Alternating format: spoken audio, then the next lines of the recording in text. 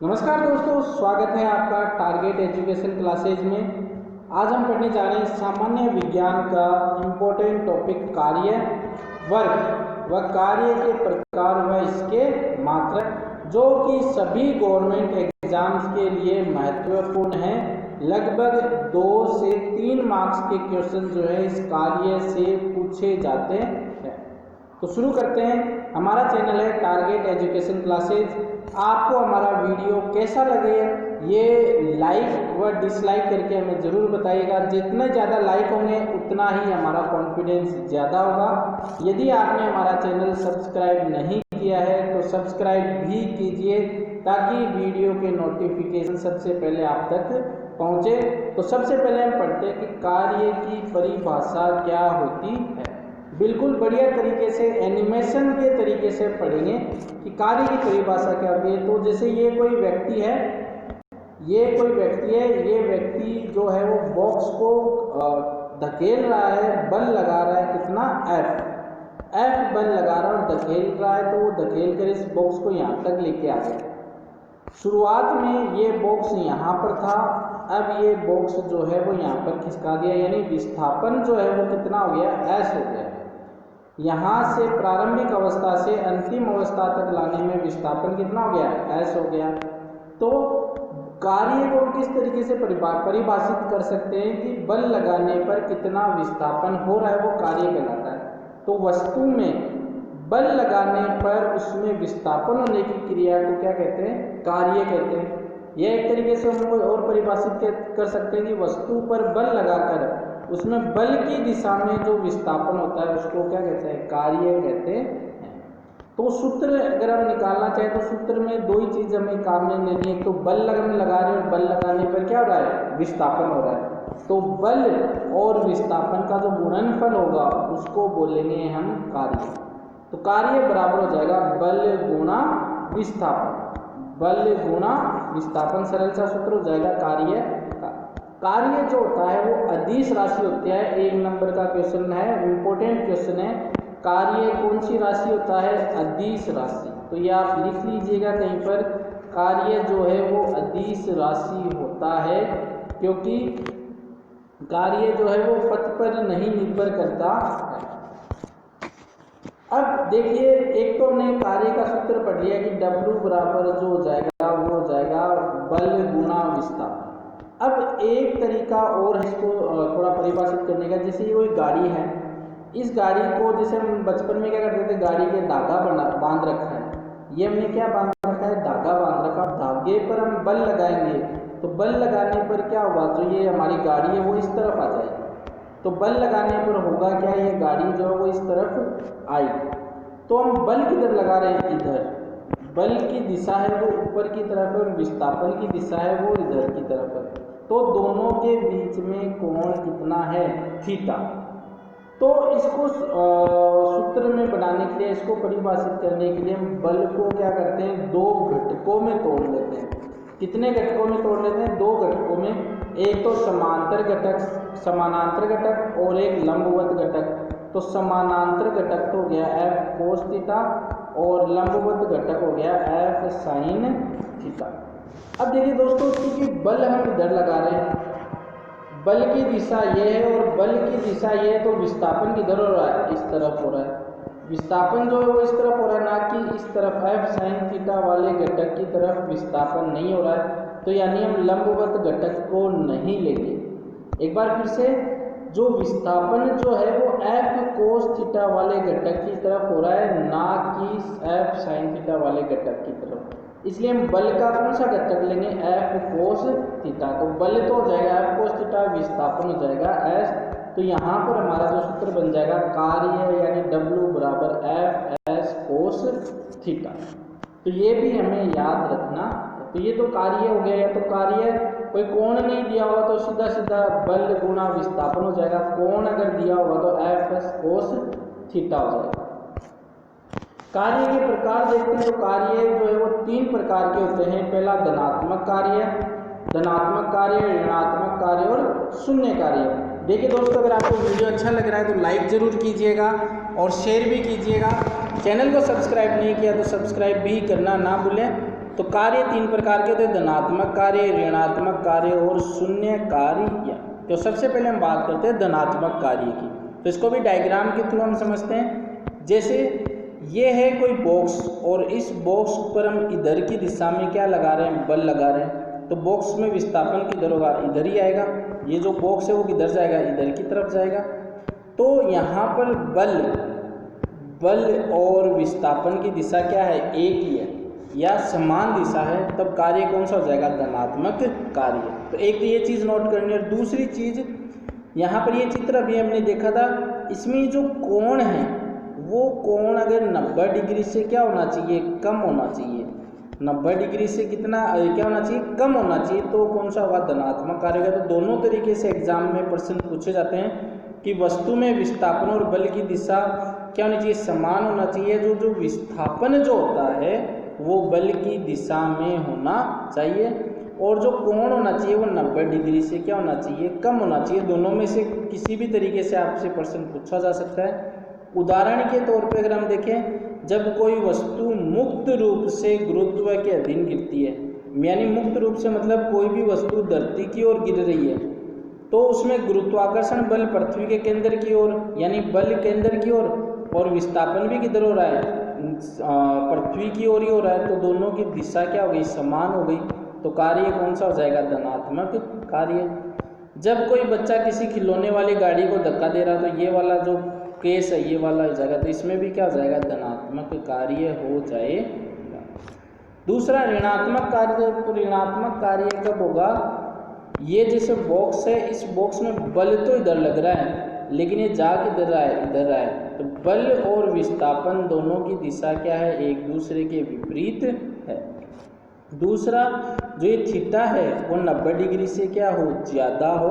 तो दोनों हमें याद रखना है। जब वस्तु में विस्थापन बल की दिशा के क्या होता है, विपरीत होता है, या थीटा का मान 90 डिग्री से क्या हो, अधिक हो, तो ऋणात्मक कार्य होगा। जैसे एक धनावेशित कण दूसरे धनावेशित कण की ओर जा रहा है, तो एक धनावेशित कण और ये हमारे पास है दूसरा धनावेशित कण। चूंकि दोनों धनावेश हैं तो दोनों में क्या था, प्रतिकर्षण बल लगेगा। तो बल तो किधर लगेगा, इस तरफ लगेगा। हम लेकर किधर जा रहे हैं, इसको इधर लेकर जा रहे हैं, तो विस्थापन किधर हो रहा है, इधर हो रहा है। दोनों की दिशा क्या हो गई, विपरीत हो गई। विपरीत हो गई तो कौन सा कार्य हो गया, ऋणात्मक कार्य हो गया। अब शून्य कार्य। तो शून्य कार्य कब होगा, जब वस्तु में विस्थापन बल की दिशा के क्या हो, लंबवत हो। और भी तरीके हैं लेकिन सबसे पहले हम ये देखते हैं, इसमें विस्थापन और बल के बीच में कितना डिग्री का कोण बनाओ, 90 डिग्री का कोण बनाओ, या एक दूसरे के क्या हो, ये लंबवत हो, तब कार्य कैसा होगा, शून्य कार्य होगा। साथ में ही और अगर हम देखें तो जैसे ये कोई व्यक्ति है, ये व्यक्ति इस दीवार को धक्का दे रहा है। अब देखिए कितना भी बड़ा व्यक्ति हो, दीवार तो नहीं खिसक सकती। दीवार नहीं खिसकेगी तो विस्थापन क्या हो जाएगा, जीरो हो जाएगा। और विस्थापन जीरो हो जाएगा तो कार्य क्या हो जाएगा, जीरो। बल खूब लगा रहा है, बल तो बहुत लगा रहा है लेकिन विस्थापन जीरो है, तो कार्य भी क्या हो जाएगा, जीरो हो जाएगा। यानी पहले कंडीशन दोनों लंबवत हो, दूसरी कंडीशन विस्थापन अगर जीरो तो भी कार्य क्या हो सकता है, शून्य हो सकता है। दूसरी कंडीशन, एक आदमी है, आदमी ने ये भार चक रखा है अपने शरीर के, अपने सिर पे ये भार रख रखा है, भार रख रखा है और आदमी जा किधर रहा है, आदमी इधर की तरफ जा रहा है। तो आदमी के द्वारा विस्थापन तो ये है और आदमी के द्वारा बल जो है वो ऊपर की तरफ लग रहा है। तो दोनों के बीच में कोण कितना हो गया, 90 डिग्री। तो इस स्थिति में भी कितना हो जाएगा, जीरो, कार्य शून्य हो जाएगा। तीसरा, यदि कोई वृत्ताकार पथ में गति कर रहा है तो अभिकेंद्रीय बल तो लगेगा केंद्र की ओर, वेग होगा वो बाहर की ओर, दोनों के बीच में कोण कितना होगा, 90 डिग्री। तो इसमें भी क्या होगा, 0 डिग्री होगा। कार्य जो होगा वो 0 होगा, कोण तो कितना होगा, 90 डिग्री, क्योंकि यहाँ पे देख सकते हैं वेग इधर है, बल इधर है, कोण कितना है, 90 डिग्री। तो कोण तो 90 डिग्री हो गया, कार्य कितना हो जाएगा, 0 हो जाएगा। तो तीनों केस हमें याद रखने हैं, मैंने यहाँ पे लिख भी दिए हैं। जब कुल्ली सिर पर बोझा लिए प्लेटफॉर्म पर चलता है, तो सिर पर बोझा ले रखा है तो बल तो इधर की तरफ लग रहा है और विस्थापन वो आगे की तरफ जा रहा है, तो कोण कितना हो गया, 90 डिग्री। तो कार्य क्या हो जाएगा, शून्य। पूरा वृत्त का एक चक्कर लगाती है। देखो पूरा वृत्त का एक चक्कर लगाती है, तो जैसे यहाँ से चलना शुरू किया और घूमकर यहाँ पर आ गया, तो इस केस में विस्थापन कितना हो गया, 0 हो गया, क्योंकि प्रारंभिक स्थिति और अंतिम स्थिति एक ही है, तो विस्थापन क्या हो गया, 0 हो गया, तो कार्य भी क्या हो जाएगा, 0 हो जाएगा। जब व्यक्ति बोझा लिए हुए अपने स्थान पर विस्थापित नहीं होता, मतलब चल ही नहीं रहा है, तो विस्थापन 0 है, तो विस्थापन 0 है तो बल भी क्या हो जाएगा, कार्य भी क्या हो जाएगा, 0 हो जाएगा। तो ये कुछ एक क्वेश्चन है जो कि एग्जाम्स में इन पर क्वेश्चन पूछे जाते हैं शून्य कार्य से रिलेटेड, तो हमें ये मालूम होना चाहिए। अब बात करते हैं कार्य के मात्रक। तो मात्रक पद्धतियों की अगर हम बात करें तो मात्रक पद्धतियाँ होती है MKS, CGS और FPS। तो जनरली इन ये जो दो पद्धतियाँ MKS और CGS, इनसे रिलेटेड क्वेश्चन पूछे जाते हैं। तो सबसे पहले हम देखते हैं MKS पद्धति में मात्रक। तो कार्य का मात्रक क्या जाएगा, जो बल का मात्रक होगा और जो विस्थापन का मात्रक होगा। बल क्या होता है, द्रव्यमान गुणा त्वरण, तो बल की जगह हमने रख दिया द्रव्यमान गुणा त्वरण, और ये हो गया विस्थापन।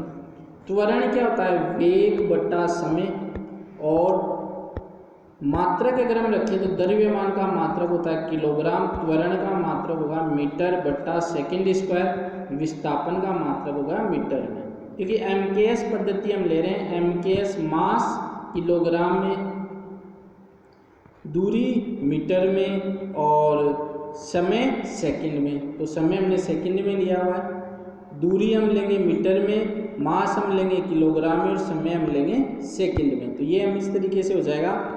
अब यहाँ पर जो कार्य का मात्रक आएगा वो आएगा किलोग्राम, किलोग्राम, 1 मीटर ये रहा, 1 मीटर ये रहा, आधार समान होते तो गाते जुड़ जाते, तो मीटर स्क्वायर बटा सेकंड स्क्वायर। तो ये मात्रक हमें याद रखना है। SI पद्धति की अगर हम बात करें, SI पद्धति में क्या होता है, कार्य होता है बल गुना विस्थापन। तो बल जो होता है उसका SI पद्धति में मात्रक होता है न्यूटन, और ये होता है मीटर, तो न्यूटन इंटू मीटर। SI पद्धति में बल का मात्रक होता है न्यूटन इंटू मीटर, ये भी याद रखना है। और आगे हम वीडियोस में पढ़ेंगे कि कार्य ही क्या होती है, ऊर्जा होती है। ऊर्जा को हम जूल में नापते हैं, तो 1 जूल बराबर कितना हो जाएगा, 1 न्यूटन मीटर। तो ये भी हमें याद रखना है कि बहुत छोटी छोटी चीज़ें हैं जिन पे क्वेश्चंस बनते हैं, तो इन छोटी छोटी चीज़ों को ही हमें ध्यान में रखना है। CGS पद्धति की हम बात करें तो कार्य का मात्रक बल गुना विस्थापन, बल होता है द्रव्यमान गुणा त्वरण और गुणा विस्थापन है ही। CGS पद्धति में द्रव्यमान को लेते हैं ग्राम में, त्वरण हो जाएगा सेंटीमीटर बटा सेकंड स्क्वायर, विस्थापन हो जाएगा सेंटीमीटर। तो ये हो जाएगा हमारे पास CGS पद्धति में ग्राम गुणा सेकंड स्क्वायर बटा सेंटीमीटर स्क्वायर बटा सेकंड स्क्वायर। ये भी हमें याद रखना है। वैसे याद रखने की जरूरत नहीं है, निकाल सकते हैं अगर हमें सब पता है, लेकिन फिर भी याद रखना चाहो तो रख सकते हो। तो ये तो हो गया CGS पद्धति में ग्राम गुना सेकंड स्क्वायर बटा सेंटीमीटर स्क्वायर बटा सेकंड स्क्वायर। एक और मात्रक होता है बल का, जो CGS पद्धति में मात्रक होता है वो डाइन, और विस्थापन हो जाएगा सेंटीमीटर, तो डाइन इंटू सेंटीमीटर हो जाएगा CGS पद्धति में मात्रक, जो कि किसके बराबर हम लिखते हैं, अर्ग के बराबर लिखते हैं। तो 1 अर्ग बराबर हो जाएगा डाइन इंटू सेंटीमीटर। तो ये भी हमें याद रखना है। अब हम देखते हैं 1 जूल को 1 अर्ग में कैसे कन्वर्ट करते हैं। तो 1 जूल टू 1 अर्ग, 1 जूल 1 जूल टू 1 अर्ग क्या होता है वो हमें निकालना है। निकालने में तो हमें याद रहेगा। तो देखिए किलोग्राम मीटर स्क्वायर बटा सेकंड स्क्वायर, तो केजी मीटर स्क्वायर बटा second square. KG metre square को हम लिख सकते हैं metre into metre, second square को हम लिख सकते हैं सेकंड इंटू सेकंड। अब मीटर को सेंटीमीटर में बदलेंगे तो 1 मीटर बराबर कितना हो जाएगा, 100 सेंटीमीटर, 1 मीटर बराबर 100 सेंटीमीटर। किलोग्राम है तो के की जगह कितना जाएगा, 10 की घात 3, 10 की घात 3 ये आ गया, 10 की घात 2 ये आ गया, 10 की घात 2 ये आ गया। तो इनको हम अलग से लिख लेते हैं। तो 10 की घात 3, 10 की घात 2, 10 की घात 2, 1 सेंटीमीटर ये था, 1 सेंटीमीटर ये था, सेंटीमीटर स्क्वायर हो गया, सेकंड स्क्वायर हो गया। तो ये देखिए अभी हमने CGS पद्धति में निकाला था मात्रक ग्राम गुना सेकंड स्क्वायर बट्टा सेंटीमीटर स्क्वायर बट्टा सेकंड स्क्वायर। तो ये तो हो गया CGS पद्धति का, ये हो गया MKS पद्धति का, और ये हो जाएगा 10 की घात आधार समान होता है तो घातें जुड़ती है, तो 3 + 2 5 + 2 7 यानी 10 की घात 7 ग्राम सेंटीमीटर स्क्वायर बट्टा सेकंड स्क्वायर। इसकी जगह हम कितना लिख सकते हैं, अर्ग लिख सकते हैं। इसकी जगह हम कितना लिख सकते हैं, जूल लिख सकते हैं। तो 1 जूल बराबर हो जाएगा 10 की घात 7 अर्ग। तो ये पूछे जाने वाले क्वेश्चंस हैं जो कि हमें याद रखने हैं। ये आज का हमारा वीडियो था। रख हौसला वो मंजर भी आएगा, प्यासे के पास चल के समुद्र भी आएगा, थक कर न बैठ ए मंजिल के मुसाफिर, मंजिल भी मिलेगी और मिलने का मज़ा भी आएगा। तो इस वीडियो का नोट्स आप ज़रूर बनाना, रिवाइज करना। कोई भी आपको चीज़ समझ में नहीं आई है तो हमें कमेंट करके पूछ सकते हैं, हम तुरंत आपको रिप्लाई ज़रूर करेंगे। वीडियो अच्छा लगा तो लाइक ज़रूर कीजिएगा। आप जितने ज़्यादा लाइक करोगे उतना ही हमारा मनोबल बढ़ेगा। इसी के साथ धन्यवाद। नेक्स्ट ऊर्जा वाले टॉपिक में हम फिर से ऐसे ही एनिमेशन के थ्रू आपको समझाएंगे। इसके साथ धन्यवाद।